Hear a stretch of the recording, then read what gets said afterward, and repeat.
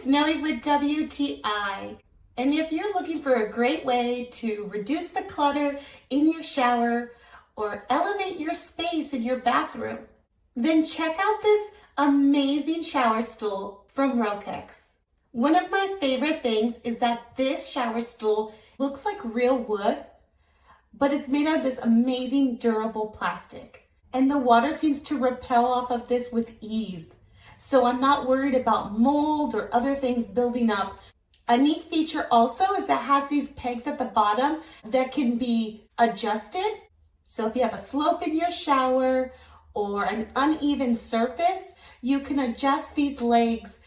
And I personally got this shower stool so that I have a spot to shave my legs, but you can also use it as a seat if you need to in the shower as well. And I love that I can change it up. So if I don't necessarily need it in my shower, I can move it to my other bath. It was really easy for me to put together. I was able to do it by myself, and it comes with the tools needed to do so. I absolutely love my shower stool from Rohkex, and I think you will too. But that's just my point of view.